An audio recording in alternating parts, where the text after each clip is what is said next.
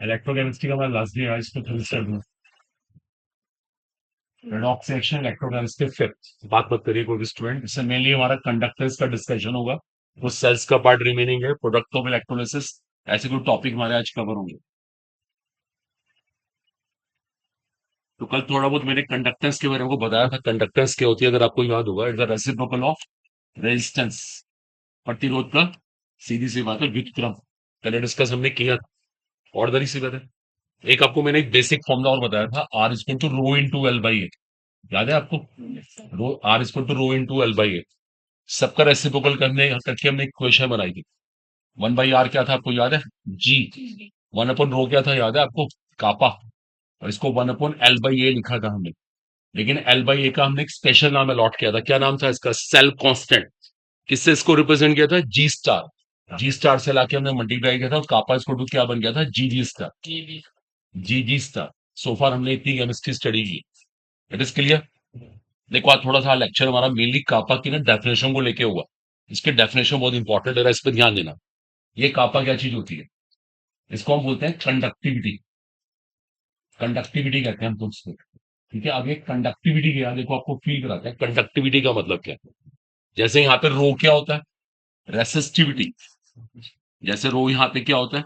Resistivity. ऐसे ही वहां पे कापा क्या होता है? कंडक्टिविटी।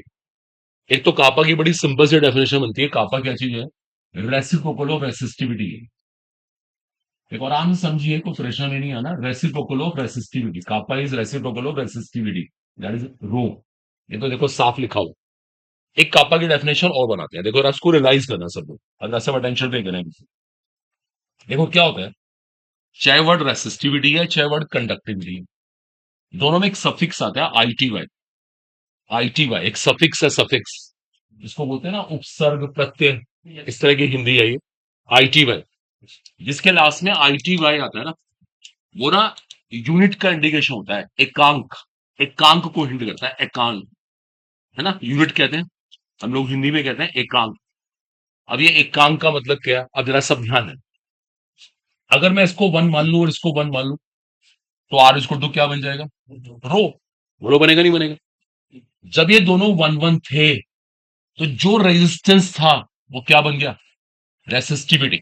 बात पे गौर करना, देखो जब दोनों वन वन थे, लेंथ भी वन एरिया भी वन, तो रेजिस्टेंस क्या बन गया? रेसिस्टिविटी। देखो मुझसे को बोले रेसिस्टिविटी क्या है, रेसिस्टिविटी खुद एक रेजिस्टेंस है, एक प्रतिरोध है। Resistivity is resistance when L and A R क्या कहना चाहिए? यूनिटी। क्या है? यूनिटी है, एकांक है, एकांक। मैंने पहले एकांक आपको हिंट किया था, देखो साफ लिखा। Is it clear? आ रहा है सबको समझ? एक वायर है, एक वायर, उसकी लेंथ भी वन है, क्रॉस सेक्शन एरिया भी वन है, तो जो रेजिस्टेंस है वो क्या है? रेसिस्टिविटी है, ये कहना चाहता हूं मैं आपसे। Is clear? जो प्रतिरोध है वो प्रतिरोधकता है, लेकिन कब? जब लेंथ और एरिया क्या है? यूनिटी। इसको समझो ना, देखो ये हिंट लिखा तो है यूनिटी।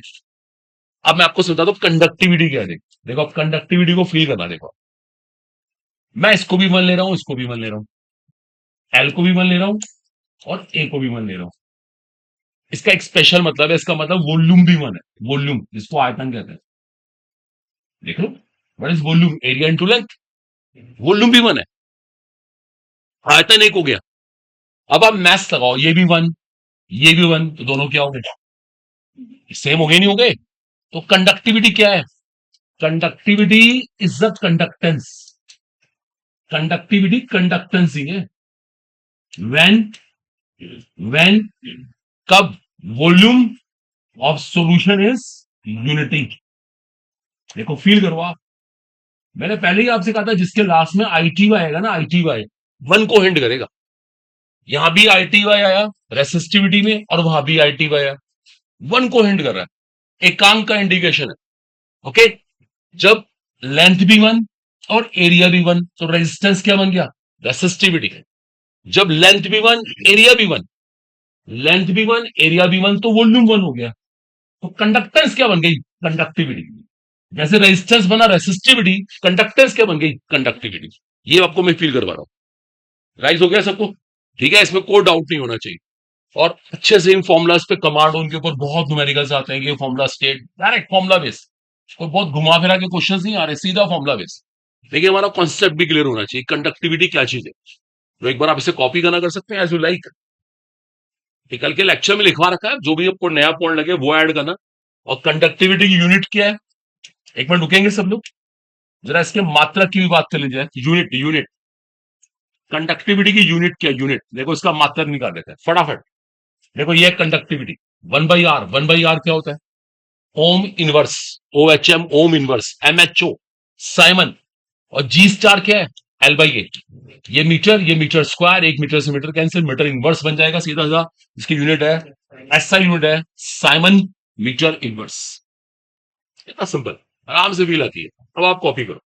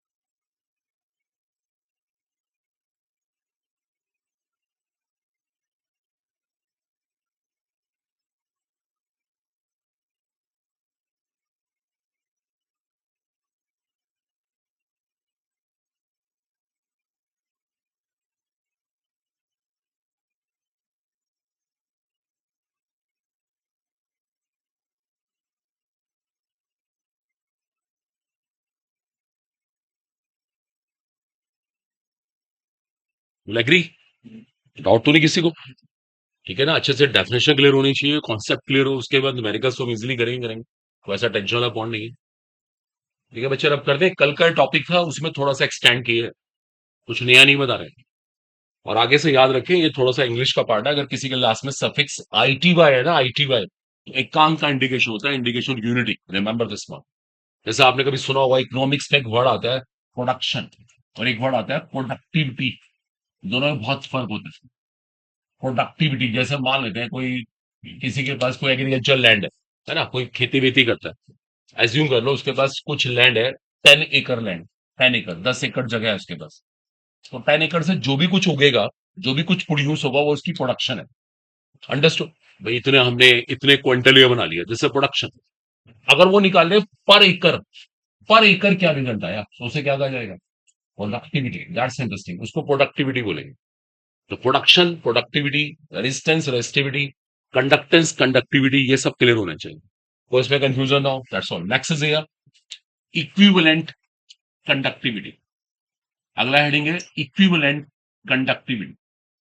इसको हम कहते हैं हिंदी में तुल्यांक चालकता, लैम्डा इक्यू। इसको लैम्डा, लैम्डा होता है, एक लैम्डा होता है, एक लैम्डा होता है, ये स्मॉल होता है, ये कैपिटल होता है। इसको लैम्डा इक्यू बोलते हैं हम लोग। ओके, इसका रिप्रेजेंटेशन है ये, इक्यू लिखना पड़ता है, लोअर सबस्क्रिप्ट नीचे लिखेगा, तो उसको लैम्डा इक्यू बोलते हैं। इक्विवेलेंट कंडक्टिविटी, तुल्यांक चालकता कहते हैं हिंदी में। चलिए स्टार्ट। देखो अब लिखना बंद कर दो एक मिनट को। इसी वर्ड से मेरे को हिंट मिल गया, ये कंडक्टिविटी, लेकिन इसने मेरे को क्लियर एक हिंट दिया। अभी नोट मत करना प्लीज, ये इसकी डेफिनेशन बता रहा हूं। अब मैं सीधा इस टॉपिक की डेफिनेशन बता रहा हूं।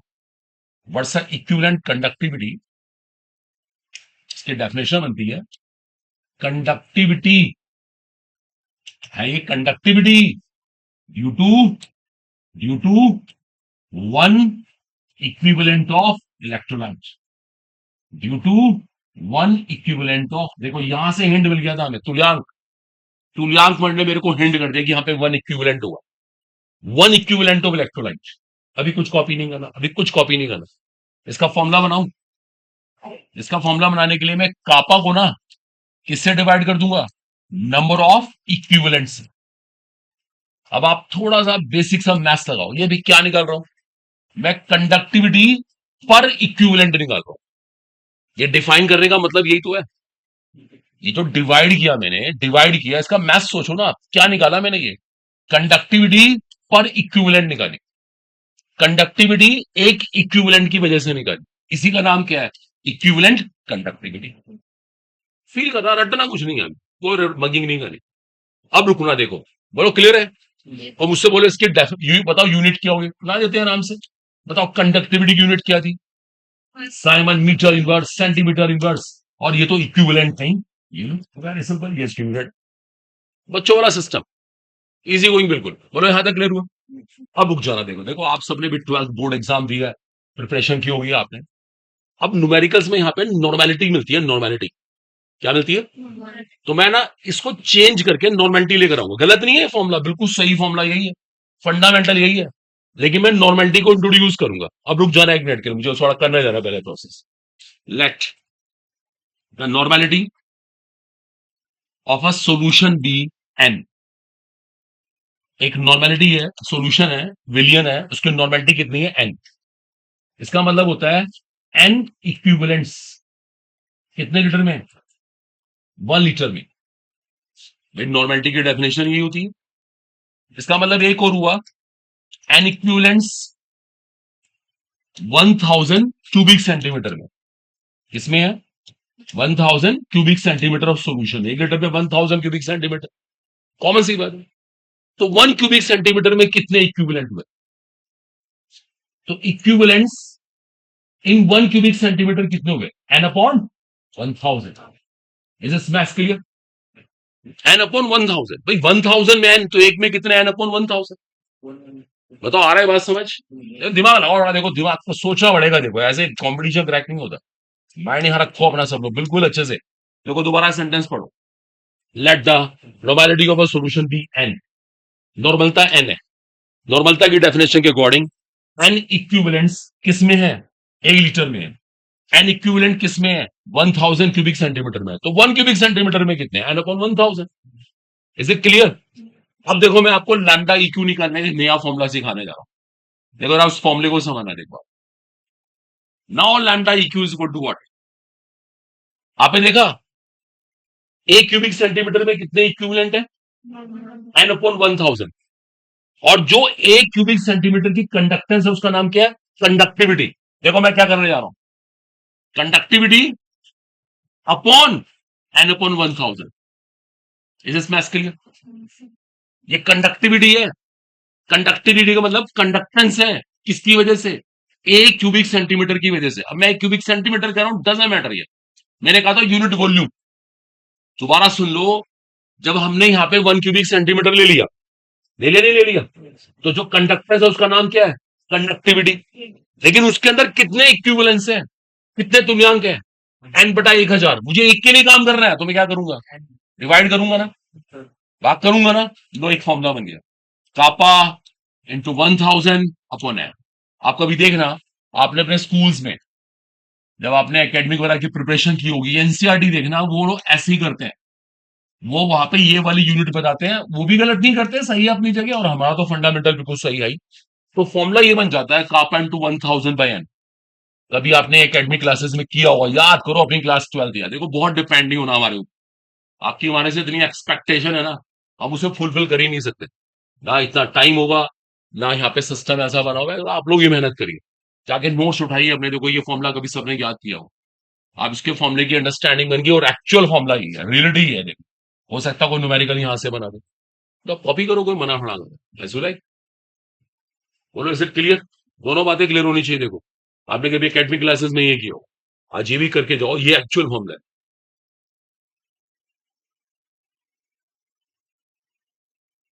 देखो आराम से, कोई कंफ्यूजन नहीं होना चाहिए।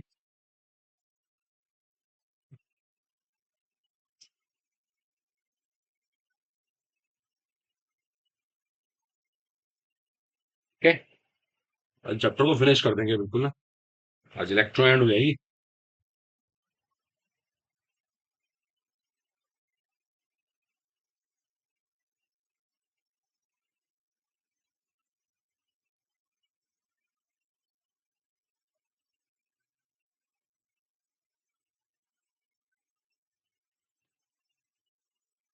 इसके हमारा से काइनेटिक्स रह गया, physical chemistry only kinetics.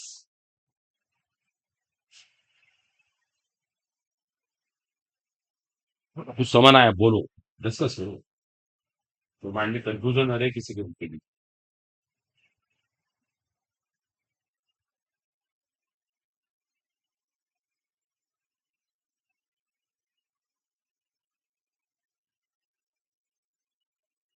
Equivalent conductivity lambda इक्यू, तुल्यांक चालकता बोलते हैं इसको हिंदी में, कंडक्टिविटी पर इक्विवेलेंट।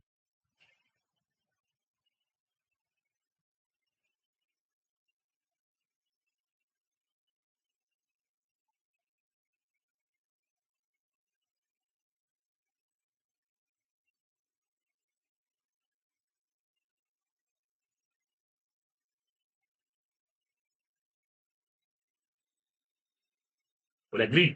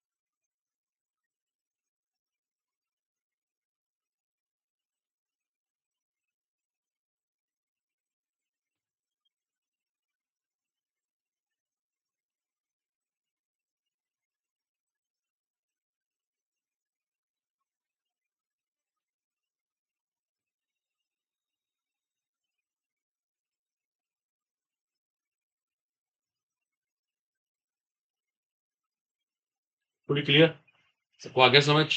चल डन। अगला हेडिंग है इसके बाद molar conductivity. Molar conductivity, molar conductivity, next article इसको रिप्रेजेंट करते हैं लैम्डा एम से। इसको रिप्रेजेंट लैम्डा एम से करते हैं, lambda M, molar conductivity, Hindi में मोलर चालकता। Very easy. देखो इसको डिफाइन कैसे करेंगे, it is a conductivity, it's a conductivity due to 1 mole of electrolyte. देखो आराम से पहले पढ़ के देखो, है ये कंडक्टिविटी ही, ये वही है यूनिट वॉल्यूम की वजह से, लेकिन इलेक्ट्रोलाइट 1 मोल होना चाहिए। अभी को कॉपी नहीं करेगा। इसको निकालने का फॉर्मूला कापा अपॉन क्या आएगा, नंबर ऑफ मोल्स, क्योंकि हमें पर मोल कंडक्टिविटी निकालनी है, पर मोल। अगर यूनिट डिसाइड करें तो हम लोग चाहें तो siemens metre square mole inverse कर सकते हैं, नो प्रॉब्लम एट ऑल। लेकिन अगर वही बात इन टर्म्स ऑफ आप कंसेंट्रेशन जाएंगे, इन टर्म्स ऑफ मोलारिटी जाएंगे, तो एक फॉर्मूला और बन सकता है, जैसे मैंने भी नॉर्मेलिटी का बना के दिखाया था, kappa into 1000 upon concentration, molarity जिसको बोलते हैं, साइमन सेंटीमीटर इनवर्स, क्या कहेंगे, नहीं सॉरी, स्क्वायर बन जाएगा, स्क्वायर बन जाएगा, और मोल इनवर्स ये लीजिए। वेरी वेरी इजी, देखो बिल्कुल वैसा का वैसा फॉर्मूला बन जाता है, same approach. Is it clear, जैसे इक्विवेलेंट की अप्रोच वही मोलर की अप्रोच। अभी रुक जाना, अभी रुक जाना एक मिनट, एक छोटी देर बाद और शेयर कर लेते। देखो किसी ने पूछा आ, क्या लैम्डा इक्यू और लैम्डा एम सेम हो सकते हैं, क्या ये सेम हो सकते हैं? अगर ये दोनों सेम हो गए, तुल्यांक मोलरता के बराबर, है ना, दोनों बराबर हो गए, तभी हो सकता है। जब नॉर्मेलिटी और कंसेंट्रेशन क्या होंगे, सेम। जो नॉर्मलता वही मोलरता, और नॉर्मलता मोलरता कब बराबर होते हैं, व्हेन एन फैक्टर इज 1। क्या होता है, एन फैक्टर 1 होता है। अगर आपको याद होगा एन फैक्टर 1 होगा, तो जो इक्विवेलेंट वेट वही मोलिकुलर वेट, जो इक्विवेलेंस वही मोल्स, जो नॉर्मेलिटी वो मोलारिटी। तो लैम्डा इक्यू सेम एज लैम्डा। ये बहुत अच्छा क्वेश्चन देखो मैंने डिस्कस कर दिया, मे बी इस बार नीट में मिल रहा है। 4 केसेस देके पूछे, बताओ कब लैम्डा इक्यू लैम्डा एम के बराबर होगा। तो एन फैक्टर के ऊपर डिपेंड करेगा, remember this point, that is very interesting है। कर लो इसे कॉपी। एन फैक्टर हमने रॉक्स में सीखा है, पहले भी हुआ है, अभी भी हुआ रिसेंट, नॉर्मल। आपको बार बार कहते हैं क्वेश्चंस किया करो आप, तब पता लगता है हम कहां स्टैंड कर रहे हैं।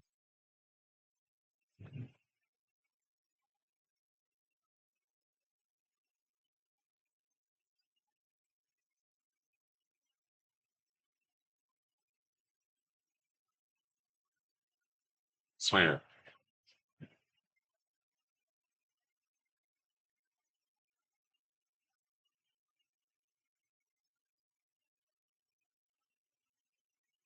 क्या बताओ?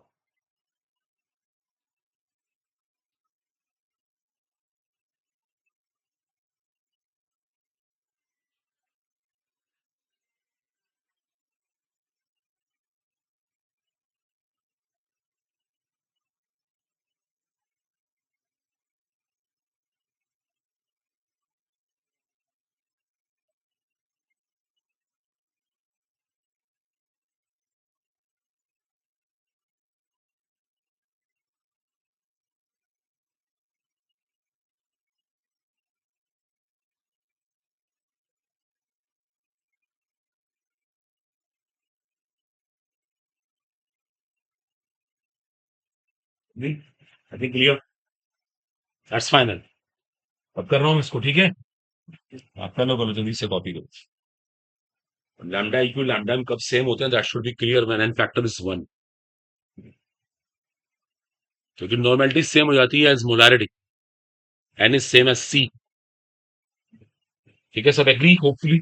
Yes sir. Next article now that is termed as effect of dilution. ये बड़ा इंपॉर्टेंट टॉपिक है। इसको हिंदी में कहते हैं तनुता का प्रभाव। तनुता का प्रभाव, डाइल्यूशन का प्रभाव, इफेक्ट ऑफ डाइल्यूशन। आपने एक सॉल्यूशन को डाइल्यूट किया, डाइल्यूट, अब हमें स्टडी करना है डाइल्यूट करने से क्या इफेक्ट पड़ता है on the conductance, conductivity, equivalent conductivity and molar conductivity. चारों को हम स्टडी करेंगे। अब रुक जाना सब।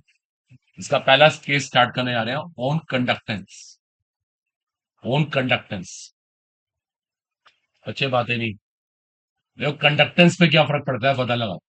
देखो ना, सब ध्यान दो प्लीज, सब अटेंशन पे करो। एक आपसे बिल्कुल एलिमेंट्री से फिजिक्स पूछूंगा। ये मेरे पास एक सॉल्यूशन है, ऐसे कुछ भी मान लो आप, ये लो, नो प्रॉब्लम। पक्की बात, इससे कोई ना कोई कंडक्टेंस होगी, कुछ ना कुछ होगी, ज्यादा हो कम हो, कुछ ना कुछ होगी। अगर मैं इसको डाइल्यूट कर दूं, इसके अंदर पानी मिला दूं मैं, तो कंडक्टेंस पे क्या प्रभाव पड़ेगा? Question is that. कंडक्टेंस पहले से बढ़ेगी, कंडक्टेंस पहले से घटेगी, कंडक्टेंस सेम टू सेम रहेगी, क्या हो सकता है बताओ? बढ़ेगी। क्यों बढ़ेगी? अब रीजन, पानी वाले केस में इलेक्ट्रॉन ज्यादा होते हैं, ये तो गलत रीजन।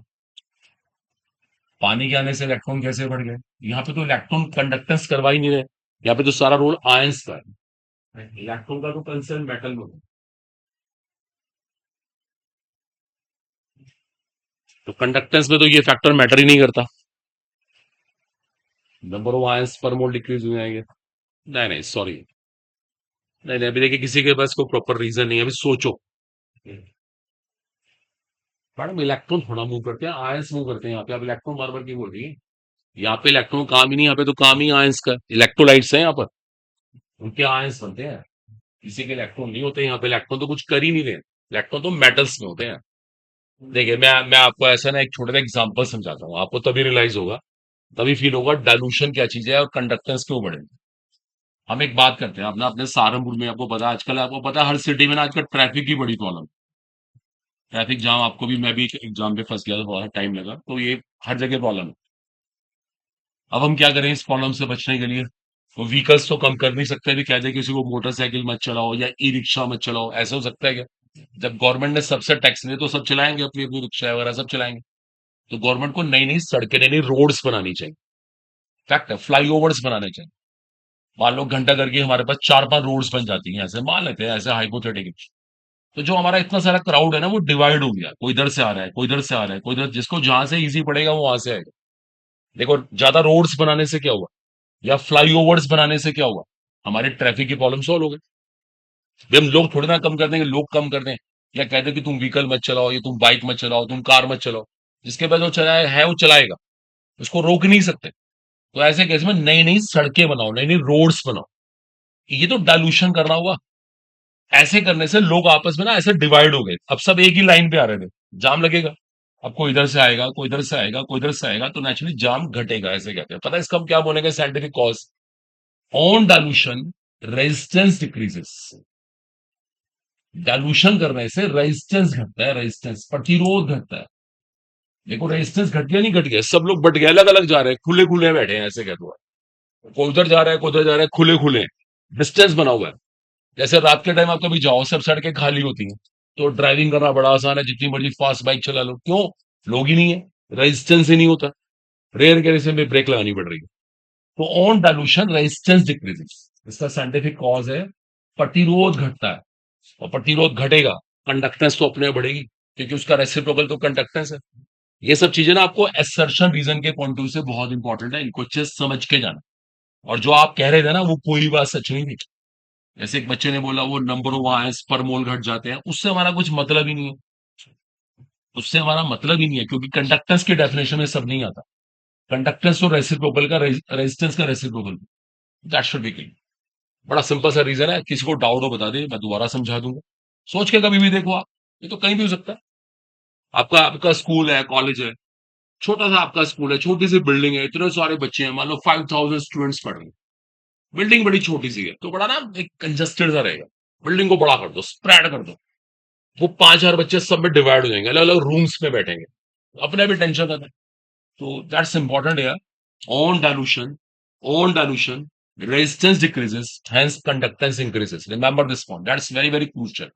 ठीक है, दूसरा पॉइंट ऑन कंडक्टिविटी। अब कंडक्टिविटी की बात करते हैं, इस पे क्या इफेक्ट पड़ेगा, ये बहुत इंपॉर्टेंट है। ये तो बिल्कुल मैं समझता हूँ आया बड़ा है क्वेश्चन, पूरे पूरे चांसेस है, मोस्ट इंपॉर्टेंट वन में आता है। किसी को पता है इस पे क्या फर्क पड़ता है? बताओ बताओ। अगर डाइल्यूशन को बढ़ाया जाए तो कंडक्टिविटी पे क्या फर्क पड़ता है? ये घट जाती है, दैट्स इंटरेस्टिंग। देखो क्यों घट जाती है, बताओ कंडक्टिविटी की डेफिनेशन क्या थी? Conductance due to ions, ions present in unit volume, one mole नहीं, यूनिट वॉल्यूम। जो आयन एकांक आयतन में थे, जो आयन एकांक आयतन में थे, एकांक, एकांक की बात होगी, यूनिट वॉल्यूम की बात होगी, जो उनकी परफॉर्मेंस थी, जो उनकी कंडक्टेंस थी, उसका नाम क्या था? कंडक्टिविटी। डेफिनेशन पढ़ के देखो, मैंने भी लिखवाया आता ही, मैंने कहा था conductance due to unit volume of electrolyte. तो जो यूनिट वॉल्यूम में एकांक आयतन में आयंस थे, तो जो उनकी परफॉर्मेंस थी, उसका नाम था कंडक्टिविटी। अब रुकना, सब लोग घुस जाना प्लीज। आपने क्या कर दिया? डाइल्यूशन। पता है डाइल्यूशन करने से क्या होता है? इतना वॉल्यूम बढ़ा दिया आपने, वॉल्यूम तो बढ़ा ही दिया, number of ions, number of ions in unit volume नहीं बता आपको ये बात, घट जाएंगे। देखो आपको एक मैसेज समझाते हैं, अभी आप लोग क्लिक ही नहीं कर रहा। ऐसी इमेजिंग कर लो, हाइपोथेटिकल केस, मेरे पास NaCl है, और ऐसे ही मान लेते हैं कि 100 ml में ना, इसके ना 1 लाख आयंस, 1 लाख आयंस, ऐसी हाइपोथेटिकल है। तो 1 ml में कितने हो गए? डिवाइड कर ले, कोई भी 1,000, 1,000 आयंस पर ml मान लेते हैं। अब किसी ने कर दिया इसका डाइल्यूशन, डाइल्यूशन मतलब पानी मिला दिया, और पानी मिलाते ही वॉल्यूम 200 हो गया, 200 ml हो गया, तो क्या आयन डबल हो जाएंगे? आपको पता है इस केस में तो आयन पे फर्क ही नहीं पड़ता। आपको सुनकर सरप्राइज लगेगा, स्ट्रॉन्ग इलेक्ट्रोलाइट है, पर्पल वैल्यू अपडेट है, इसके आयंस अभी भी उतने ही है 200 ml में, तो 1 ml में कितने हो गए पता है? 500, 500 आयंस रह गए 1 ml में, सारों की बात नहीं हो रही। एक ml में आयंस घटे हैं, देखो देखो मैथ से आपके सामने। अगर यहाँ पे एसिडिक एसिड होता ना, तो आयंस बढ़ जाते हैं। मान लो पहले 1 लाख थे, अब 1 लाख से ऊपर चले गए, 1,25,000, 1,30,000, ऐसे 1,40,000, कुछ भी ले लो, ये लो ये लो ये लो, अब 700 हो गए। अब देखो पर ml आयंस घटते हैं, पर ml, इसको समझो आप। ये बहुत इंपॉर्टेंट, देखो मैंने इसलिए मार्क की है, इसके बारे में एक बड़ी इंपॉर्टेंट बात है, आप पहले तो डेफिनेशन पढ़ो। Conductance due to ions present in unit volume, एकांक आयतन में आयनों की संख्या के ऊपर डिपेंड करता है ये। अब मैं एक लाइन लिख रहा हूं, ऑन डाइल्यूशन। ये ना आपने कभी 12th में नहीं किया, शायद बोर्ड्स में करा होगा, बड़ी इंपॉर्टेंट लाइन थी ये, एकेडमिक में आती है हर साल। मैंने आपको पहले ही बोला, देखो बहुत हमारे पे डिपेंड मत होना, वरना सब बेकार हो जाएगा। आप भी मेहनत करिए, पर नोट्स उठाइए क्लास 12 की। On dilution, number of ions in unit volume क्या कहना चाहिए? डिक्रीजेस, घटते हैं। Hence it decreases. बोलो इज इट क्लियर? तो अच्छे समझो, देखो आप, ये बहुत इंपॉर्टेंट। देखो ऊपर ऐसा क्यों नहीं हुआ, क्योंकि ये number of wires unit volume पर डिपेंड ही नहीं करता। इसका अलग कॉन्सेप्ट है, ये इसको कोई ये कह रहा है मेरा यूनिट वॉल्यूम से कोई मतलब नहीं, ये कह रहा है मेरा यूनिट वॉल्यूम से ही मतलब है। इसके डेफिनेशन में है, इसके प्रिंसिपल में है।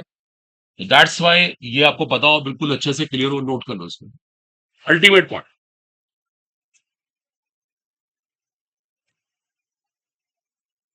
वेरी वेरी कॉपी करिए।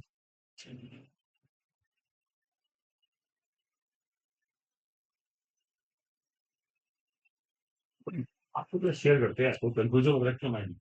अगर सवाल आगे की बात करिए, दोबारा समझा देते हैं। पढ़ के देखो, एक चीज है वो क्लियर होती है। कंडक्टिविटी होती क्या है, कंडक्टिविटी क्या चीज है, कंडक्टिविटी कंडक्टेंस रास्ता तो है, लेकिन ये उनकी वजह से है जो आयस यूनिट वॉल्यूम में है, एकांक आयतन में, उनकी वजह से। इस सारे आयनों पर डिपेंड नहीं करती, ये डिपेंड करती है number of ions unit volume. It is interesting. Number of ions unit volume में घट जाएंगे, हेंस इट डिक्रीजेस।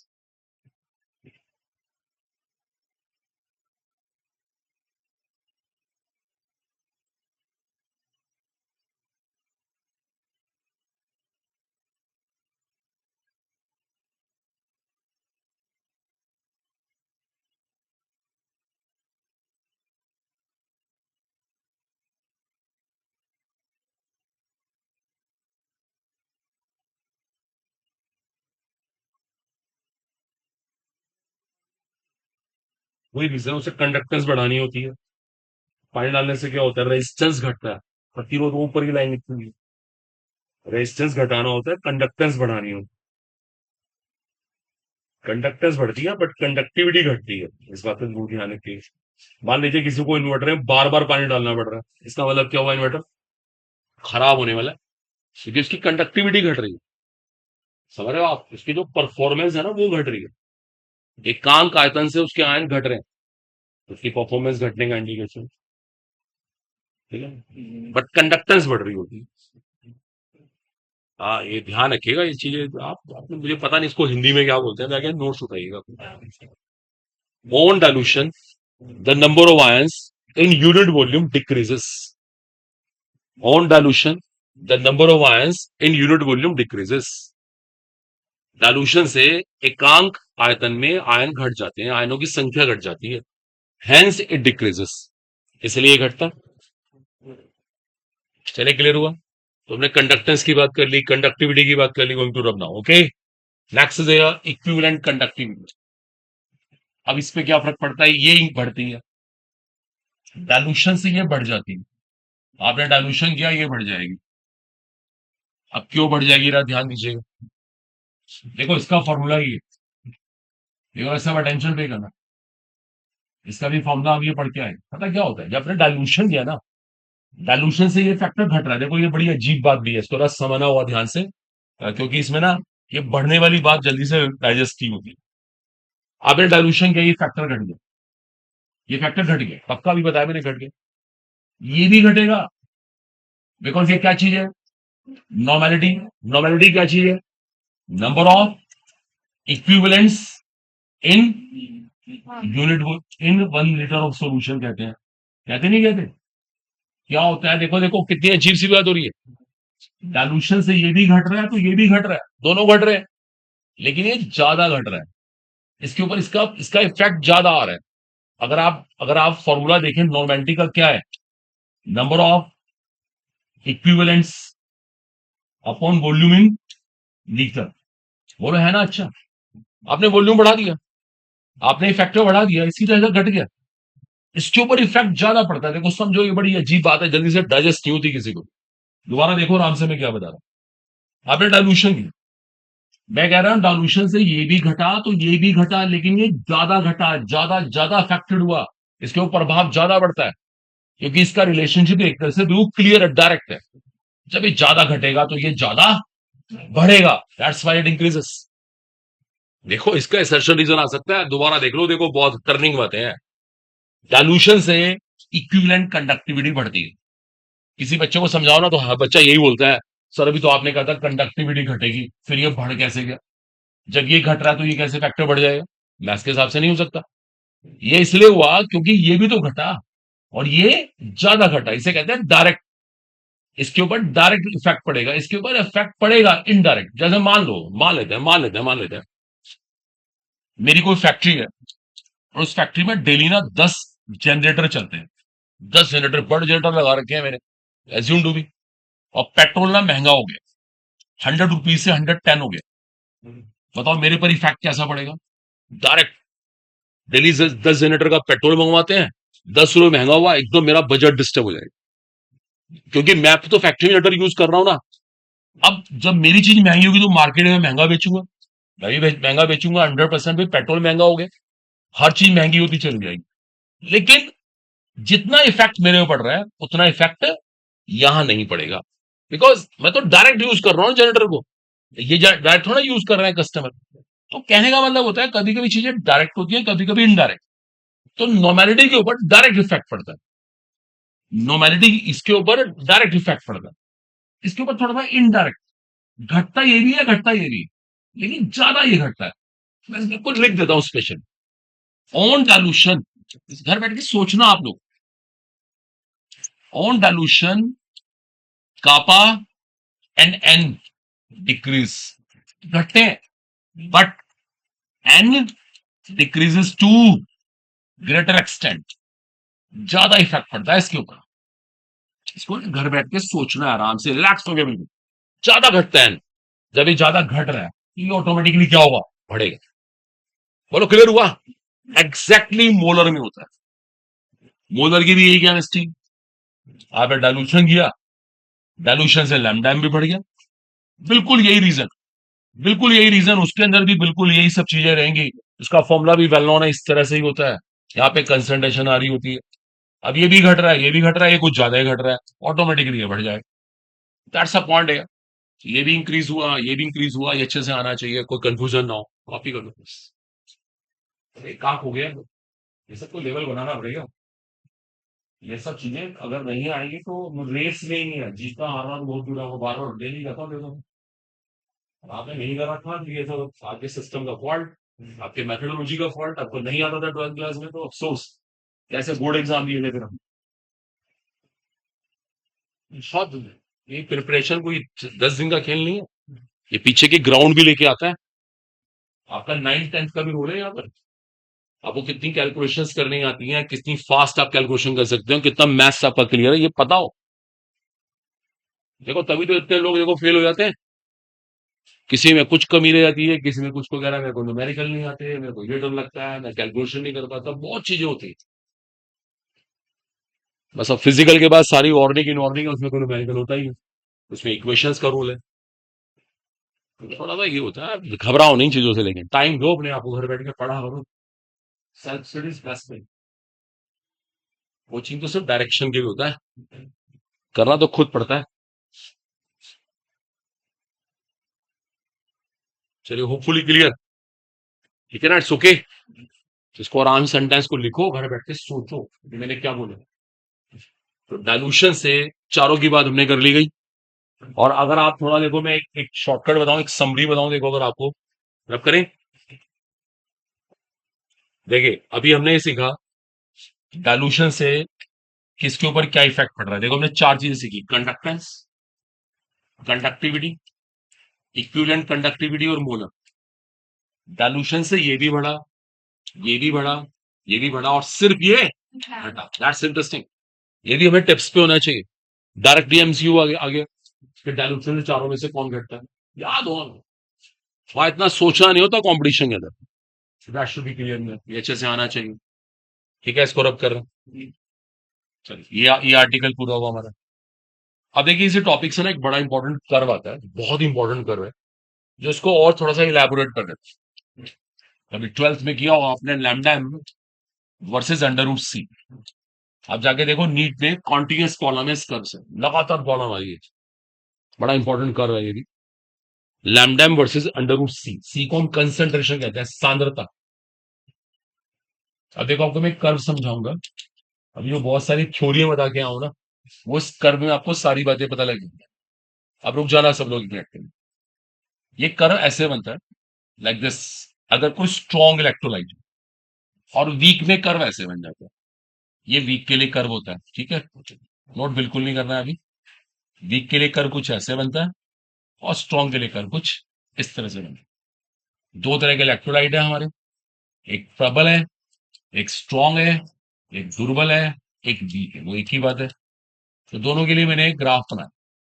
देखो अभी कोई कॉपी नहीं करेगा, अभी ग्राफ का मतलब समझना नहीं। चलो मैथ्स लगा दो। ये ग्राफ मेरे को क्या शो कर रहा है? देखो देखो, आप इसको ऐसे समझो।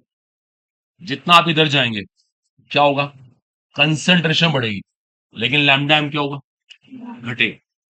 ये ग्राफ मुझे ये साफ शो कर रहा है, अगर कंसंट्रेशन बढ़ाई तो लैम्डा एम घटेगा।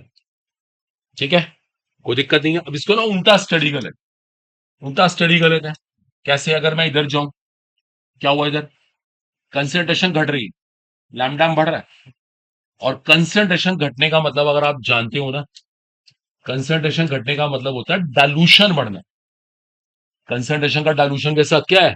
इनवर्स रिलेशन, व्युत्क्रम संबंध। कंसंट्रेशन घटेगी तो डाइल्यूशन बढ़ेगा। देखो मैं अगर मोटी मोटी बात बताऊं, ये कर्व मेरे को साफ शो कर रहा है, बता के भी थ्योरी में आपको आया होगी। डाइल्यूशन को बढ़ाने से लैम्डा एम बढ़ेगा। ये कर्व मेरे को साफ हिंट कर रहा है, बता के भी आया था मैं आपको। मैं थ्योरी बता के आया था। देखो मुझे ये रिजल्ट निकालना था। बोलो सब सेटिस्फाइड है? ठीक है। ये है देखो सबसे मेन चीज जो मैंने लिखी है अभी। इसको समझो आप कि इस कर्व से क्या पता लग रहा है। डाइल्यूशन से लैम्डा बढ़ता है, और दोनों का बढ़ता है। स्ट्रॉन्ग का भी बढ़ता है, वीक का भी बढ़ता है। मैंने भी कहा ना था डाइल्यूशन से कंसंट्रेशन ज्यादा अफेक्टेड होती है, मैंने भी रीजन दिया था आपको। तो खैर आप इस कर्व को बनाइए, बना लीजिए। बड़ा इंपॉर्टेंट कर्व है, कॉम्पिटिशन फेवरेट।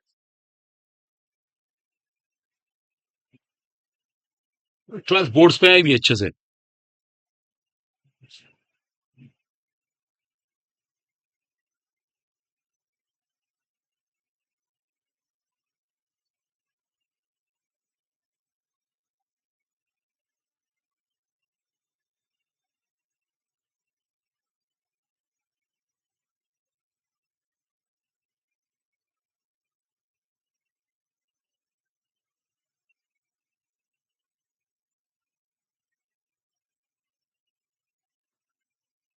अच्छा क्लियर?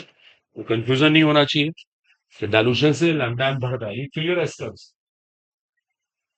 और जैसे जैसे डाइल्यूशन बढ़ाएंगे लैम्डा बढ़ेगा, मोलर कंडक्टिविटी बढ़ेगी।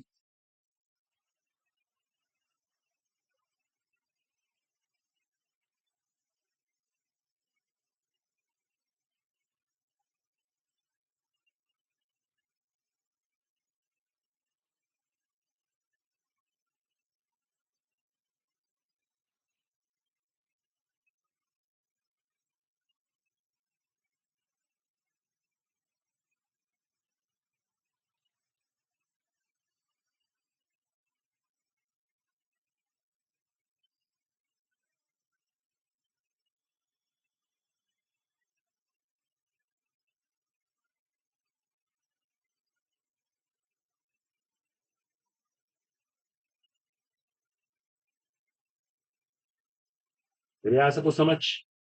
अब देखो इस टॉपिक में एक इंपॉर्टेंट चीज और है तो मैं अब कर रहा हूँ। अब इस ग्राफ में ना एक बड़ी इंपॉर्टेंट बात देखो और समझने वाली है, मेरा थोड़ा अटेंशन दे करिएगा। भाई हमने कहा डाइल्यूशन से लैम्डा बढ़ेगा, है ना? ज्यादा किसका बढ़ेगा? और देखिए ज्यादा किसका बढ़ेगा। ये स्ट्रॉन्ग वाला पहले यहाँ था, यहाँ था, यहाँ से उठ के यहाँ आ गया, बढ़ गया। वीक वाला पहले यहाँ था, यहाँ से आया चला गया, बढ़ गया। ज्यादा किसका बढ़ा? वीक वाले। Very good. सोचना होगा देखो आप, कहां से कहां चला गया और ये कहां से कहां गया। देखो ये भी क्लियर है इस ग्राफ से। On dilution, on dilution lambda of weak increases to greater extent. ज्यादा ज्यादा फायदा कमजोर को होता है। ये प्रैक्टिकल बात है बिल्कुल। स्ट्रॉन्ग कह रहा है मुझे इतना फायदा नहीं जितना फायदा वीक को हो रहा है। देखो महसूस करो इस ग्राफ। अभी डिस्कशन का रीजन बनता है हुआ, वीक में इतना फायदा है तो स्ट्रॉन्ग में इतना फायदा क्यों नहीं? चलो अब जरा देखो सब अटेंशन पे करो, इसकी भी रीजनिंग बनाते हैं। देखो चलो देखो, एक छोटा हम सब क्वेश्चन पूछूंगा। मेरे पास है दो इलेक्ट्रोलाइट है, आपको पता है NaCl कैसा इलेक्ट्रोलाइट है? स्ट्रॉन्ग, प्रबल। और एसिडिक एसिड कैसा वीक। मैंने दोनों का डाइल्यूशन की, पता क्या होता है? जब स्ट्रॉन्ग का डाइल्यूशन करते हैं ना, तो नंबर ऑफ आयंस स्ट्रॉन्ग वाले केस में नंबर ऑफ आयंस सेम रहते हैं, कम तो मतलब ही नहीं है। कम कैसे हो जाएंगे? डाइल्यूशन से स्ट्रॉन्ग वाले के आयंस उतने ही रहते हैं, क्योंकि स्ट्रॉन्ग पहले ही पूरा टूट चुका होता है। स्ट्रॉन्ग वाले केस में आयन उतने ही रहते हैं, number of ions remain same. सिर्फ क्या होता है डाइल्यूशन से? इंटर आयनिक अट्रैक्शन डिक्रीजेस। आयनों के बीच का आकर्षण कम हो जाता है। देखो समझो आप, स्ट्रॉन्ग कह रहा है मैं तो पहले ही पूरा टूट चुका हूं। अगर तुमने डाइल्यूशन अभी भी कर लिया, मुझे कुछ नहीं फर्क पड़ रहा, मेरे आयंस अभी भी उतने हैं, सिर्फ मेरे आयंस के बीच का आकर्षण कम हो जाएगा, अट्रैक्शन कम हो जाएगा। हाँ, मैं अब मेरे आयंस आराम से चल पाएंगे, इजीली मूव कर लेंगे, तभी लैम्डम बढ़ा है। वीक वाले में क्या होता है? नंबर ऑफ आयंस इंक्रीजेस, उसके आयन बढ़ जाते हैं, क्योंकि वो पूरा टूटा ही नहीं था पहले। उसके कुछ मोलिक्यूल बचे थे जो बिना टूटे रह गए थे, वो अब टूट सकते। Number of ions increases. अब बताओ, किसी का अगर आयन बढ़ जाएंगे तो उसे फायदा ऑटोमेटिकली ज्यादा हो, और तभी यहां से यहां जंप करके आया। सबको समझ? देखो असर्शन रीजन है, रेडी हो जाइए आप लोग। यहां से पक्का क्वेश्चन है असर्शन रीजन केस। एक एक बात का प्रॉपर रीजन आपको मालूम होना चाहिए कि ऐसा क्यों हो रहा है, किसका क्या मतलब है, कि चीज पता हो हमें। बोलो अंडरस्टैंडिंग बनी? तो स्ट्रॉन्ग को इतना फायदा नहीं जितना फायदा वीक को होता है, कमजोर को होता है। अभी गवर्नमेंट पेट्रोल सस्ता कर दे, फायदा किसको होगा? वीक को। स्ट्रॉन्ग कह रहा है मुझे क्या फर्क पड़ रहा है, मैं तो तब भी कार से जाऊंगा, अभी भी कार से जाता हूँ। उसको इतना फायदा नहीं, तो फायदा वीक को होता है। ये सेम स्टोरी है। ये सब चीजें प्रैक्टिकल लाइफ में बहुत मिलती है, नोट कर लो इनके। देख लीजिए, डाउट ना हो किसी को भी, ये फिनिश हो। बोलो बोलो, को डाउट बताओ। वो कंफ्यूजन हो, बोलो वैसा।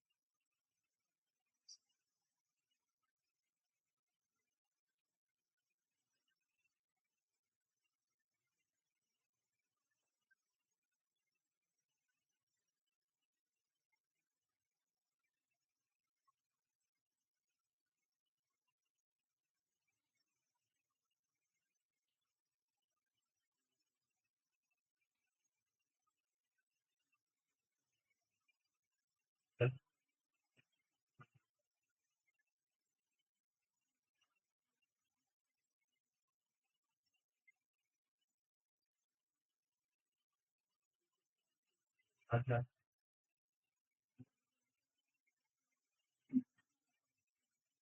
ये पहले वर्ष से ये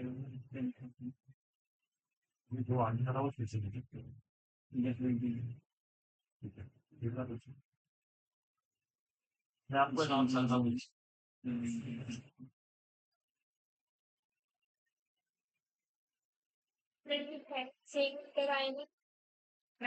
number of ions remain same, inter ionic attraction decreases. ये पीछे कॉमा लगा है। आयंस उतने ही रहते हैं, सिर्फ इंटर आयनिक अट्रैक्शन घटता है, आयनों के बीच में आकर्षण घटता है। अंतर आयनिक आकर्षण वो घट गया। अब उसने भी तो मूवमेंट को आसान कर दिया, चलना आसान कर दिया, तभी तो लैम्डा में बढ़ा। दोनों कैसे बढ़ गए? चलिए बच्चे क्लियर हो गया उम्मीद है। ठीक है ना? आप देखिए, सुनिए सुनिए, अभी अभी कुछ और बातें भी यहाँ बताने वाली। एक और अटेंशन पे करिए, अब इससे अगले टॉपिक पे आते हैं, मतलब इसी का पार्ट तो है। अब इसी ही चीज है। देखो अगर आप ध्यान से ग्राफ को देखें ना, इस ग्राफ में एक इंपॉर्टेंट बात और है, जो स्ट्रॉन्ग वाला ग्राफ है ना, वो एक स्ट्रेट लाइन है, सीधी रेखा। वो स्ट्रेट लाइन आ रही नहीं आ रही? उसके पीछे एक मैथ्स है, जरा वो समझना हुआ कि स्ट्रॉन्ग वाले में स्ट्रेट लाइन आ रही है, तो हमें इससे कुछ पता लगता है। जरा ध्यान देना। अब आपको एक बात मालूम हो शायद, जो ये स्ट्रॉन्ग इलेक्ट्रोलाइट्स होते हैं ना, स्ट्रॉन्ग, प्रबल, इनके लिए एक केमिस्ट्री में इक्वेशन होती है, एक समीकरण है, उसका नाम होता है डिबाय हकल इक्वेशन। डिबाय हकल इक्वेशन, डिबाय हकल समीकरण कहते हैं। नोट मत करिएगा प्लीज। वो इक्वेशन कुछ इस तरह से होती है। देखो इक्वेशन ऐसे है, lambda M equal to lambda M, यहाँ पे इनफाइनाइट साइन लगा दो, minus B under root C. अभी किसका क्या मीनिंग है बता रहा हूं। इसको डिबाय हक्कल इक्वेशन कहते हैं। डिबाय हक्कल, ये दो लोगों ने मिलके, दो केमिस्ट ने मिलके ये समीकरण दिए। इसका नाम है डिबाय हक्कल इक्वेशन। यहां दो वेरिएबल है, देखो ध्यान से, दो वेरिएबल है ना। वेरिएबल मतलब बदल सकते हैं। तो वाई इक्वल टू क्या फॉलो होता है, सी प्लस एम एक्स। इसलिए इनके बीच में ग्राफ कैसा बनेगा, पक्की बात है कैसा बनेगा, स्ट्रेट लाइन। सीधी रेखा तभी तो बन रही है, और स्लोप कैसा आ रहा है, माइनस। देखो नेगेटिव वाला स्लोप, तभी तो आ रहा है, वरना तो वैसे ग्राफ बनता ही ना। अभी आराम से समझ लो आप। अब इसमें एक दो बातें बड़ी इंपॉर्टेंट है। पहली बात तो ये क्वेश्चन सिर्फ किसके लिए है, स्ट्रॉन्ग के लिए। ये बात मैंने स्पेशल लिखी है, स्ट्रॉन्ग के लिए, प्रबल के लिए। दुर्बल के लिए कोई क्वेश्चन नहीं। एक और मजे की बात, इसमें ये जो लैम्डा में इनफाइनाइट है, इसको ऐसे भी लिख सकते हो आप। लैम्डा के ऊपर ये सर्किल बना दो, पता है इसका नाम क्या है, लिमिटिंग मोलर कंडक्टिविटी। देखो इसका नाम होता है limiting molar conductivity. Limiting means एक सीमा आ गई, लिमिट आ गई, लिमिट है बताऊंगा। और इसका एक नाम और भी है, molar conductivity at infinite dilution. At infinite dilution, अनंत, अनंत तनुता पर, अनंत तनुता पर मोलर चालकता, इसकी हिंदी में बैठी है। अब जरा पहले समझ लो ये क्या चाहिए। भाई हम अभी आज ये डिस्कस कर रहे हैं कि डाइल्यूशन से लैम्डा बढ़ता है, बढ़ता नहीं बढ़ता, डाइल्यूशन से लैम्डा बढ़ता है। अब ये थोड़ा ही बढ़ता ही रहेगा, बढ़ता ही रहेगा, एक लिमिट तो आएगी ना। डाइल्यूशन से लैम्डा बढ़ा तो एक लिमिट आएगी, डाइल्यूट करने आपकी लैम्डा बढ़ने की लिमिट आएगी, उससे ऊपर लैम्डा हम जा ही नहीं पाएगा। देखो इस टाइम ये लैम्डा मैक्सिमम लैम्डा में, इसी का नाम है लिमिटिंग मोलर कंडक्टिविटी। आपको पता है यहाँ पे कंसेंट्रेशन कितनी है, लगाना मैथ्स। यहाँ पे कंसेंट्रेशन कितनी है, जीरो। इस एक्सिस पे इसकी वैल्यू जीरो होती है, और ऐसी इसकी वैल्यू इस एक्सिस पे जीरो होती है। तो यहाँ पे सी की वैल्यू जीरो है। और पता कंसेंट्रेशन जीरो कब होती है, जब डाइल्यूशन इनफाइनाइट होता है, अनंत। अनंत, आप इसको अनंत रखे देखो, वन अपॉन इन्फिनिटी जीरो, तभी तो कंसेंट्रेशन जीरो बनी। तो ये जो मैंने ये पॉइंट आपके सामने रखा है ना, इसका नाम स्पेशल है, ये है वो लैम्डा इनफाइनाइट और लैम्डा इन्फिनिटी। समझ पा रहे हो, इसे कहते हैं लिमिटिंग। ये सीमा है, इसकी सीमा आ गई, लिमिट आ गई, इससे ऊपर आ ही नहीं सकते। ये बड़ी इंपॉर्टेंट बात है आपके लिए, देखो समझो ये टॉपिक ऐसे हैं हर साल आते हैं। और बी यहाँ पे कांस्टेंट है, बी कांस्टेंट है, depends upon nature of electrolyte. It depends upon nature of electrolyte. ये वैद्युत अपघटन की प्रकृति पे निर्भर करता है। इलेक्ट्रोलाइट आपका कैसा है, 1:1 है, 1:2 है, उसके ऊपर डिपेंड करता है। ठीक है ना, ये चीज आपको अच्छे से क्लियर होनी चाहिए। तो ये बहुत इंपॉर्टेंट पॉइंट निकल के आया, देखो महसूस करके देख लो। एक और बात बताऊं, देखो बड़ी इंपॉर्टेंट, देखो एक चीज और समझना। वीक वाले केस में ये कभी नहीं कट करता, देखो वीक वाले में तो इसके पैरेलल चलता रहता है। ये एक ऐसा टाइम आएगा जब इसमें चेंज आना बंद हो जाएगा, ये कभी इसे कट नहीं करता। पता है इसे कट ना करने का मतलब क्या है, बोलो आ रहा है सबको समझ, क्या कह रहा हूं। दोबारा देखो, अब जरा दोबारा पहले तो ये चीज क्लियर कर लो आप, इस डेफिनेशन में कोई भी कंफ्यूजन ना हो, ये क्या चीज है, इस पॉइंट से कैसे निकाली गई, ये इक्वेशन किसके लिए थी पहले बताओ। अब मैं कह रहा हूं, हाँ ये मालूम हूं, मैं कह रहा हूं वीक के लिए कभी कट ही नहीं करता, ये कभी नहीं काटता इसको, वीक के लिए कभी नहीं काटे। तो मैं यहाँ पे लाइन बोल देता हूं, इस कर्व में कमी क्या है, कमी क्या मतलब इसकी लिमिट्स में आता है। For weak lambda infinity can not be decided by this curve. आप इस ग्राफ से ये चीज नहीं निकाल सकते, किसके लिए, किसके लिए, वीक के लिए। स्ट्रॉन्ग के लिए निकाल सकते हो आप, स्ट्रॉन्ग के लिए कोई दिक्कत नहीं है, बस ग्राफ को आगे बढ़ाओ, जहां कट कर गया वो स्ट्रॉन्ग के लिए वैल्यू आ गई। वीक के लिए कभी नहीं निकाल सकते, दुर्बल के लिए कभी नहीं निकाल सकते। तो फिर वीक के लिए क्या करें। अब हमारा क्वेश्चन है फिर वीक के लिए क्या करें। अब अगला डिस्कशन हमारा यही है कि वीक के लिए से कैसे निकाला जाए। नोट कर लो प्लीज, सोचना पड़ेगा, देखिए बड़ा मेहनत करिए। आप सबने 12th में सब नहीं किया, क्या अरे आप भूल गए, रटा होगा ना मैंने, घोटे लगा लिए होंगे, है ना एसडी वाले बच्चे, नंबर आ गए कितने नंबर थे केमिस्ट्री में आपके, कितने मार्क्स से, याद है, भूल गए होंगे, इसलिए होता है मार्क्स याद होते हैं।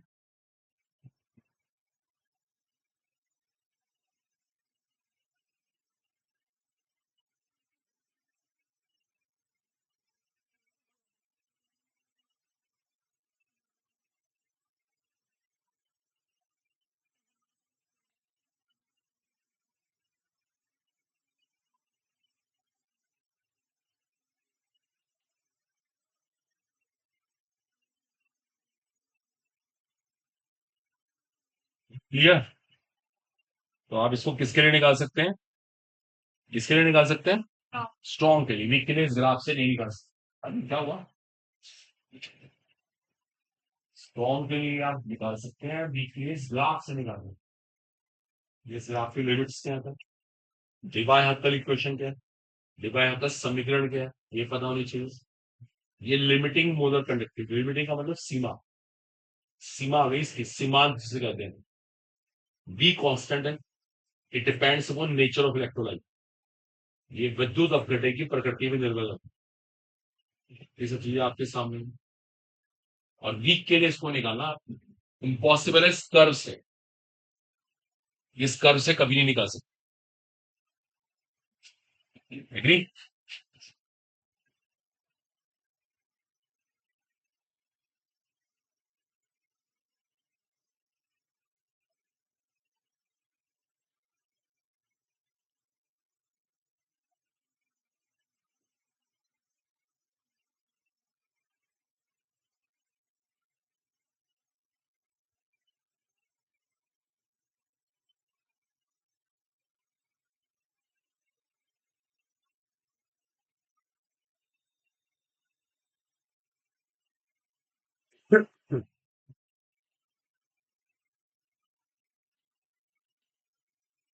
क्लियर सो फार, डाउट हो बताइए,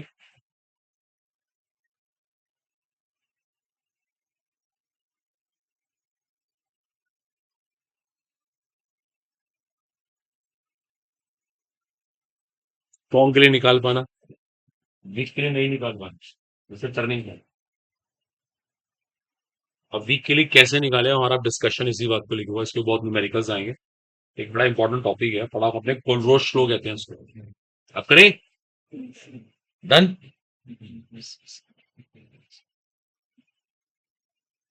ओके, अब कर रहा हूँ उसको, एक्सेस कोड है, that is termed as Kohlrausch, QHLAURSCH, is termed as Kohlrausch law, Kohlrausch ने एक लॉ दी है, उस लॉ को समझना है, बड़ी इंपॉर्टेंट स्टेटमेंट है इसकी, उसके बाद 4-5 तरह के न्यूमेरिकल्स बनेंगे इस लॉ से, बहुत आते हैं ये बिल्कुल फिक्स टॉपिक है, यहाँ से क्वेश्चन आने हैं ना, चलिए कर रहे हैं स्टार्ट, इसी के लॉ का नाम है law of independent migration of ion, क्या कहते हैं, law of independent migration of ions, देखो जरा इसका ना मीनिंग समझना आराम से, अगर सब अटेंशन देंगे, मान लेते हैं मेरे पास एक इलेक्ट्रोलाइट है एबी, एबी सुनना पहले ध्यान से, ये दो आयनों के मिलने से बना हुआ, मैंने इसका इनफाइनाइट डाइल्यूशन कर दिया, देखो इस वर्ड को समझो आप, अनंत तनुता, मैंने इतना पानी मिला दिया इसमें, मतलब क्या है कि सारी हद क्रॉस कर दी, सब लिमिट क्रॉस कर दी, इतना सारा पानी मिला दिया, पहली बात तो पानी इसको तोड़ देगा आयंस में, है ना, जब पानी मिलाए जा रहे हैं कॉन्टिन्यूसली कॉन्टिन्यू, तो पानी तोड़ देगा, और तोड़ने के बाद पानी दोनों को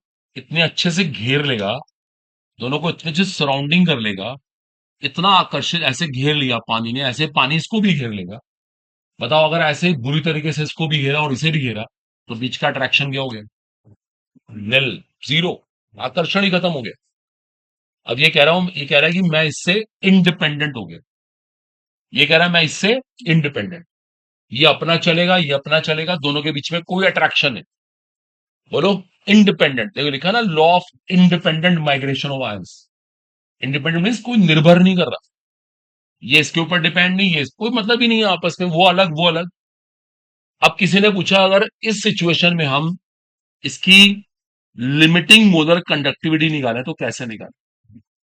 बड़ी सिंपल सी बात है, दोनों की कंडक्टिविटीज का हमें सम करना पड़ेगा। आ रहा है समझ? दोनों की, देखिए आप एक मिनट पहले एक मैथ समझ लीजिए, एक मिनट पहले मैथ समझ। ये इससे क्या है? इंडिपेंडेंट। ये इससे क्या है? इंडिपेंडेंट। जब चीजें इंडिपेंडेंट होती हैं तो टोटल निकालने के लिए क्या करते हैं, उनको ऐड कर देते हैं, जोड़ कर देते हैं। तो एक, आप बाजार में कुछ सामान लेने के लिए, आपने एक आदमी सब्जी खरीदी, इधर कुछ परचून वर्चून का सामान लिया बट्टे पर। अब ध्यान देना, ये दो दुकानें अलग अलग, इसका बिल बना 100 रुपीज का, इसका बिल बना 1000 का, तो आप कितना पे करके आओगे? दोनों को जोड़ना पड़ेगा। ये थोड़ी ना कि आप सब्जी वाले को बोलो कि कुछ मेरा कंसेशन यहाँ पे कर दो, या ऐसे करो मेरे सब्जी वाले कंसेशन, नहीं कर सकते। वो कह रहा है मैं इससे इंडिपेंडेंट हूं, वो कह रहा है मैं इससे इंडिपेंडेंट हूं। मेरा इससे क्या मतलब? हाँ, अगर दोनों एक ही दुकान होती तो वो एक बार को थोड़ा बहुत कंसेशन कर देता। वो एक ही आदमी था, नहीं तो आप थोड़ा बहुत सब्जी में पैसे 5-10 रुपए कम कर देता। वो तब करता जब एक ही दुकान होती। जब दोनों एक दूसरे से इंडिपेंडेंट है, कोई मतलब नहीं है, दोनों अलग अलग बातें हैं, तो टोटल कैसे निकलेगा? दोनों को जोड़ना पड़ेगा, सम करना पड़ेगा। इसी का नाम था कोलरोस्ट्रो। कोलरोस्ट्रो ने ये बात करी, जोड़ना पड़ेगा बस आप। और अभी एक बात और है, इसको ना हम जनरलाइज कर देते हैं, जनरलाइज, ये तो जनरलाइज करना पड़ेगा। जब मैं इसको जनरलाइज करूंगा ना, देखो एक मिनट रुकना रुकना प्लीज जरा। अब इसको ना सबके लिए बना देते हैं फॉर्मूला, जनरलाइजेशन कर देते हैं इसका। तो ये फॉर्मूला ऐसे बन जाता है, लैम्डा में इनफाइनाइट इज इक्वल टू, देखो ये है, देखो ये भी लैम्डा है, लेकिन ये स्मॉल लैम्डा है। ये सिंबल किसके लिए यूज होता है? आयन के लिए। ये किसके लिए होता है? इलेक्ट्रोलाइट के लिए। मैं बोलूंगा लैम्डा एम, यहाँ पे ना नंबर ऑफ कैटायन से मल्टीप्लाई करना पड़ेगा। ये न्यू प्लस क्या, नंबर ऑफ कैटायन। अभी हमने ये माना कि इसका 1 मोल है, इसका भी 1 मोल है, क्या पता वहां कितने मोल? तो ये नंबर ऑफ मोल आते हैं यहाँ पे, number of cation means number of mole. बता रहा हूं, एक मिनट पहले लिख दूं मैं। ये लीजिए, मैंने ये फॉर्मूला बना दिए। ये हमारा एक फॉर्मूला बन गया। जरा इसको जरा से रियलाइज कर ले, पहले रियलाइज कर ले। ये है limiting molar conductivity of cation. Cation की बात हो रही है। ये 1 मोल की है, और ये क्या है? नंबर ऑफ मोल, तो मल्टीप्लाई कर दिया हमने। ऐसी ये एनायन की लिमिटिंग मोलर कंडक्टिविटी है, फिर 1 मोल की है, तो ये है नंबर ऑफ एनायन, इससे मल्टीप्लाई कर दिया।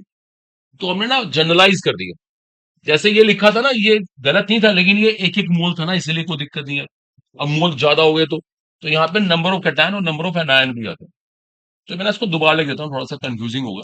मैं तो जनरलाइज दोबारा कर देता हूँ, तो आप उसी को लिखिएगा। देखो दोबारा से एक फॉर्मूला बना लेते हैं, थोड़ा सा इजी रहेगा। वो है वही चीज ही, उसमें थोड़ा सा कंफ्यूजन ना हो। देखो ये मैं लिखना चाहता हूँ फॉर्मूला, ये जनरलाइज कर दिया मैंने अब।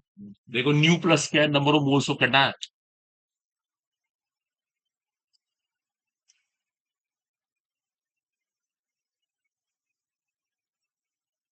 Is it clear? सबको आ रहा है समझ? ये 1 मोल की कंडक्टिविटी, ये भी 1 मोल की है, ये कैटायन की, एनायन की, और ये नंबर ऑफ मोल से मल्टीप्लाई। अब आप नोट कर लो इसे कहते हैं कोलरोश लो। हाँ जी, नहीं नहीं, ये सबके लिए अप्लाई है, ये सबके लिए हो जाएगा। अभी हम इसकी एप्लीकेशन करके दिखाएंगे, सबके लिए हो जाएगा ये। यूनिवर्सल जो बेनिफिट है सबके लिए एप्लीकेबल है, ये क्यों स्ट्रॉन्ग है। आपने पानी इतना ज्यादा मिला दिया, इतना एक्सेस में कर दिया, डाइल्यूशन आपने इनफाइनाइट कर दिया। चलिए आराम से कॉपी कीजिए।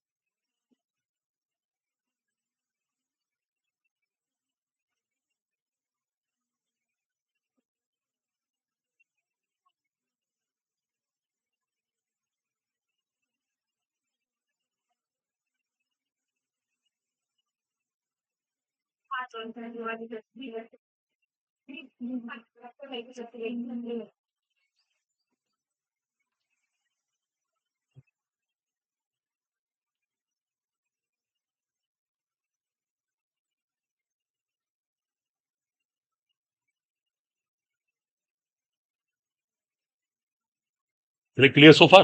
अंडरस्टैंडिंग बनी है? ठीक है, तो इसमें कोई फन पटना हो, वो कंफ्यूजन नहीं होना चाहिए। इसको law of independent migration of ions बोलते हैं। सबसे मेन है, देखो इसकी एप्लीकेशंस। देखो अब इसका बस स्टेटमेंट क्लियर हो गया ना, आप ज्यादा ही नहीं डेफिनेशन याद कर रहे हैं, याद बात कुछ नहीं करना होता। अब देखो इसको अप्लाई कर, अब इस लोगों ने अप्लाई करते हैं कि इसका यूज कैसे करें, इसका प्रयोग कैसे करें। देखो पहले इसका यूज होता है, एक न्यूमेरिकल से करके दिखाऊंगा मैं आपको, जस्ट सब एनसीईआरटी में अच्छे से वहां से प्रैक्टिस करिए। देखो मैं ना ये वाला सिंबल बनाऊंगा, ये सिंबल का मतलब मैं किसी आयन की बात करूं। Is it clear? अब मैं आपको ये निकाल के दिखाऊंगा। अब रुक जाना प्लीज सब लोग, एक न्यूमेरिकल बना। मेरे पास एक इलेक्ट्रोलाइट है, ऐसे ले लो आप, पोटेशियम फेरोसाइनाइड। देखो बात नहीं करनी किसी को प्लीज, एक न्यूमेरिकल बनाते हैं, नीट की प्रॉब्लम बनाते हैं इस बार की। इसका लैम्डा मीन फाइनाइट मेरे पास है, ऐसे ले लेते हैं 900, 900, 900 Simon centimetre square mole universe. ये मुझे किसी ने दे दी। जो इसमें कैटायन है, कैटायन, कैटायन यहाँ पे नो डाउट पोटेशियम आयन है। इसकी वैल्यू भी दे दी हमें, ऐसे ले लेते हैं, like 70 Simon centimetre square mole universe. और हमें निकालने के लिए बोल दिया फेरोसाइनाइड, ये आयन है ना पूरा इकट्ठा, इसका निकालने के लिए बोलते हैं। किसका निकाल के नहीं, कोई दिक्कत नहीं, लो शुरू कर देते हैं। कैसे निकाले आयन की कंडक्टिविटी निकालते हैं। आप बताओ पहले इलेक्ट्रोलाइट टूटता कैसे? ये टूटता है 4 potassium ion plus ferrocyanide ion. देखो ये ऐसे ब्रेक होता है, दैट इज इंटरेस्टिंग है। देखो ऐसे ब्रेक होता है, 4 तो मोल बनेंगे पोटेशियम आयन के, एक बनेगा फेरोसाइनाइड। कोई दिक्कत? कॉमन सी बात। अब मैं कोलरोशो लगा, कोलरोशो क्या कहता है, लैंडम इनफाइनाइट। अब सीधा लिखूंगा मैं 900 बराबर, बताओ कितने का टाइम है, 4, 4 इंटू इट्स कंडक्टिविटी कितनी, 70, प्लस 1 इंटू दिस जो मुझे निकालनी है। आ रहा है सबको समझ? ये बच्चों वाला मैथ्स लगाना है, एकदम से प्रॉब्लम सॉल्व हो जाती है, खत्म। ये 4 इंटू 70 है, 280 लाके माइनस करो, आंसर आ गया। बोलो क्लियर हुआ? एक ऑर्डर इसमें न्यूमेरिकल बनता है, आते हैं लाइन लगा के प्रॉब्लम्स होती है। ढूंढो आप भी बुक्स में ऐसे क्वेश्चन, कॉपी करना करो फटाफट एज यू लाइक। देखो मैं टू फिनिश करता हूँ। अगर एक दो आर्टिकल रह भी गए ना तो एनसीईआरटी से पढ़ लेना, मैं डाउट ले लूंगा। पढ़ो ना, आप भी कुछ करो यार, यहाँ पे यही होगा ना, टाइमिंग का होगा। दो चैप्टर अपने फिनिश के, rock session plus electrochemistry, 5 days का जरूर टाइम था। 2 दिन तो रॉक्स में चले गए, जो रॉक्स बहुत महंगी। 3 दिन में इलेक्ट्रोकेमिस्ट्री पूरी करना एक चैलेंज है। फिर भी कुछ रह जाता है, मैं वो बार बार कहता हूँ। आप देखो अब दिवाली हॉलीडे स्टार्ट हो, आपको डाउट हो आप मेरे से अलग से टाइम ले लेना, डजेंट मैटर क्लास ना हो यहाँ पे। मेरे पास ही 1 वीक की लीव है पूरी, संडे टू संडे। बीच में बहुत छुट्टियां हैं, खाली होंगे, टाइम दे देंगे। बट करिए, आप कुछ करते नहीं ना यार, ये बार बार यस सर चलता रहा है शुरू से लेके लास्ट तक। यस सर ही कर गया। होपफुली वो दिन भी आएगा।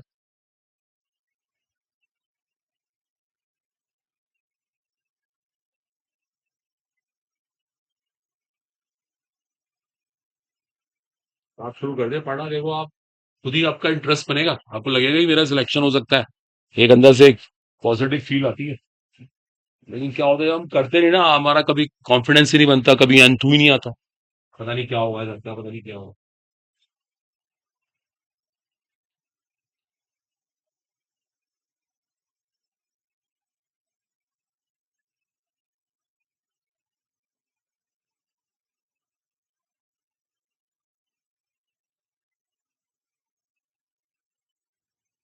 देखो फिर क्लियर, बस कंफ्यूजन नहीं होना चाहिए।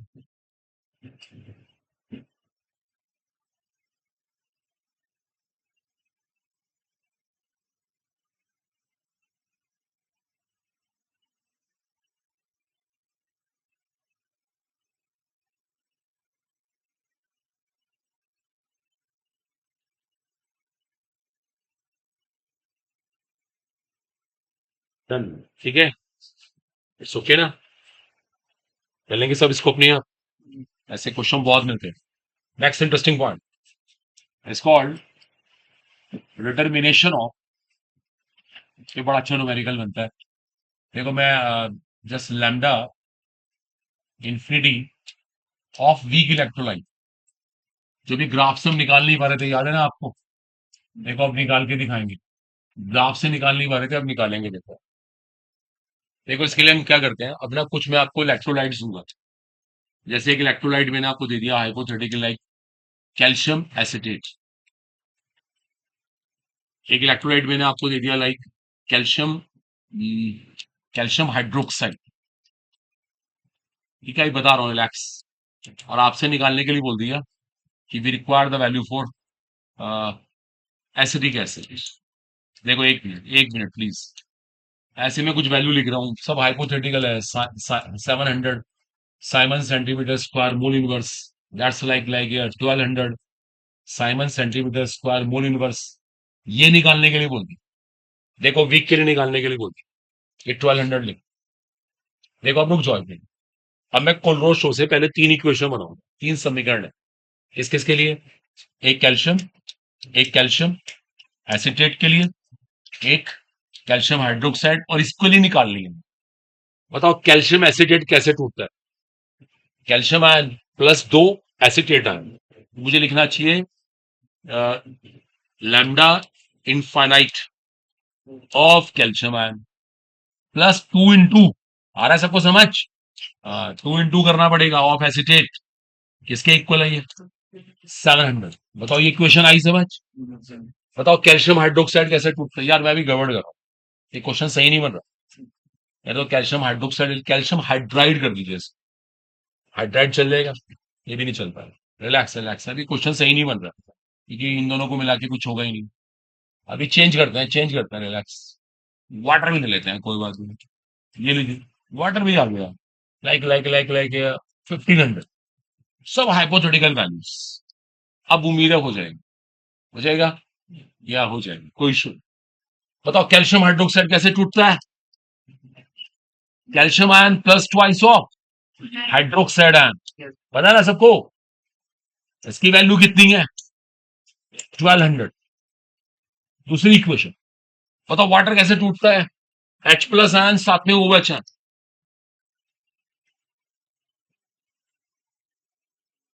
कितना? 1500। आ रहा है सबको समझ?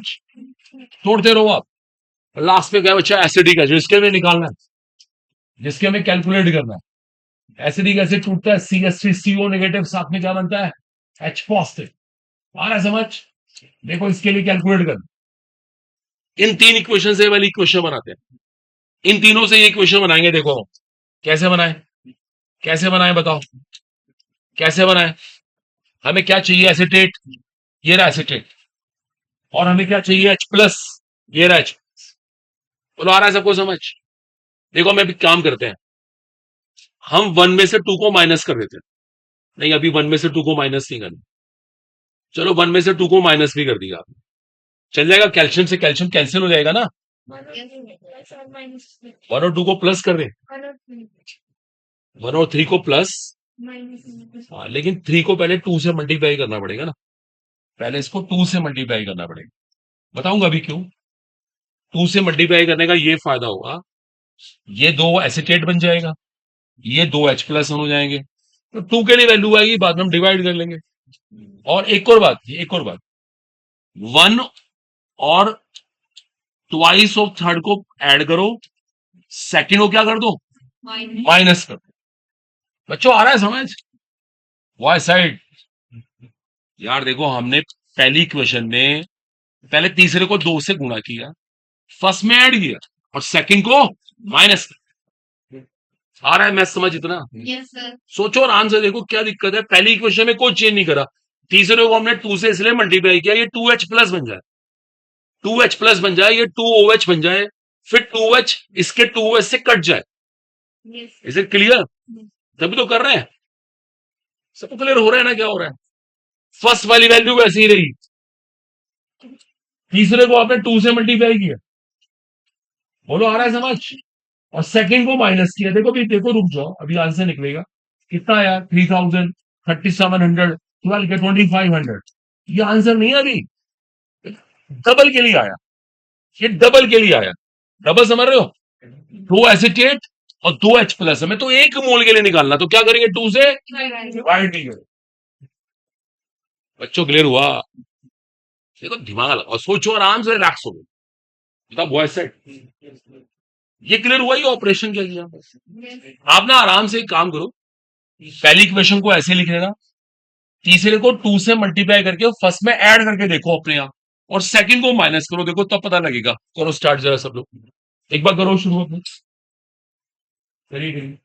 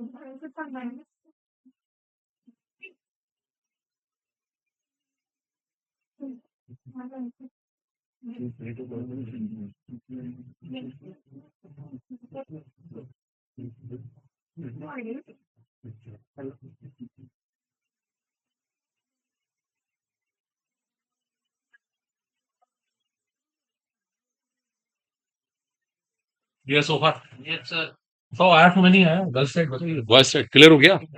टू से क्यों डिवाइड किया, देखो थोड़ा सा इजी वे में आप प्रैक्टिस करके देखना, डाउट हो ले गया ना वो बार बार कहते हैं, थोड़ा हम लोग का टाइम मैटर करता है, इसलिए ऐसे करा दिया।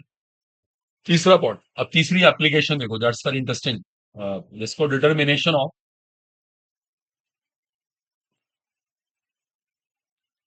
डिग्री ऑफ डिसोसिएशन, वियोजन की मात्रा, जिसे अल्फा कहते हैं ना, अल्फा हमने इक्विलिब्रियम में सीखा था, इसका नाम था डिग्री ऑफ डिसोसिएशन, वियोजन की मात्रा बोलते थे इसको। देखो अब अल्फा कैसे निकलता है इलेक्ट्रोकेमिस्ट्री में, देखो अल्फा निकालना है क्या, मैथ्स, लैम्डम अपॉन लैम्डम इनफाइनाइट। अब रुक जाना, प्लीज रुक जाना, ये है मोलर कंडक्टिविटी, मोलर कंडक्टिविटी किसी कंसंट्रेशन पे होगी, और ये कौन है, लिमिटिंग मोलर कंडक्टिविटी, लिमिटिंग, ये लिमिट है, लिमिट इससे ऊपर तो हो ही नहीं सकती। देखो ना, सुनो ध्यान से, ये वाली, जो ये वाली परफॉर्मेंस है ना, नीचे वाली परफॉर्मेंस कब आती है, जब सारे मोल टूट जाते हैं, सारे के सारे मोल टूट गए, ये टोटल नंबर ऑफ मोल से रिलेटेड है, टोटल नंबर ऑफ मोल से, और ये किससे है, जो मोल टूटे होते हैं। तो मैं ऐसे भी कह सकता हूं, जो ऊपर वाला पार्ट है वो क्या है, नंबर ऑफ मोल्स डिसोसिएटेड के रिलेशन में है, इसके डायरेक्टली प्रोपोर्शनल, और ये क्या है, टोटल नंबर ऑफ मोल्स के डायरेक्टली प्रोपोर्शनल। और आपको पता होगा शायद, number of mole dissociated upon total number of moles, इसी का नाम क्या होता है, अल्फा, इसी रेशो का नाम अल्फा है, इसी अनुपात का नाम अल्फा है, तो ये अल्फा ही तो बन गया। गॉट इट, अल्फा क्या चीज थी, moles dissociated upon moles taken, तो हम वही तो कर रहे हैं, बस हमने लैंग्वेज चेंज कर दी। अब हमने मोल्स जो डिसोसिएट हो रहे हैं उसको इससे रिप्लेस कर दिया, जो मोल्स अपने लिए थे उसको इससे रिप्लेस कर दिया, hence that ratio is what, degree of dissociation. Note कर लीजिए इसको आप, बताओ बोलो बॉयज, एक तो मेहनत करनी है, घर जाके पढ़ो यार, अच्छे से बुक लीजिए, शुरुआत करिए, थोड़ा थोड़ा स्टार्ट करिए, तभी देखिए पेज बने, नहीं तो अभी सोच भी नहीं रहा था, कुछ प्लान ही नहीं है कब पढ़ना क्यों करें।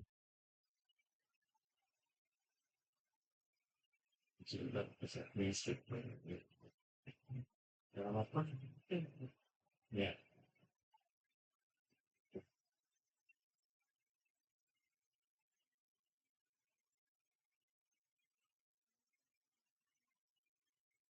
यूएसडी को जैसे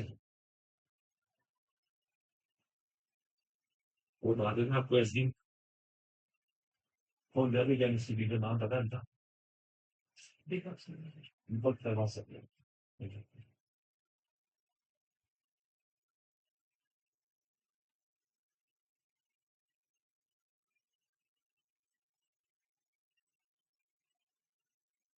क्या ना बोलो,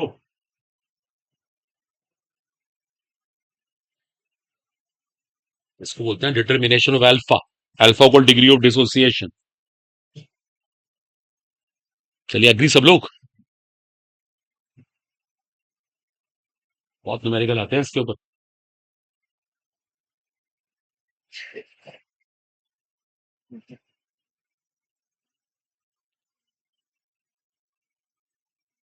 अब कर रहे हैं इसको, डन है, ठीक है। इसके बाद लास्ट, इसमें एक लास्ट एप्लीकेशन है, उसको बोलते हैं just determination of dissociation constant. Dissociation constant Hindi में कहते हैं वियोजन स्थिरांक। इसका नाम होता है हिंदी में वियोजन स्थिरांक। इसे कैसे निकालते हैं? K is equal to C alpha square over 1 - alpha.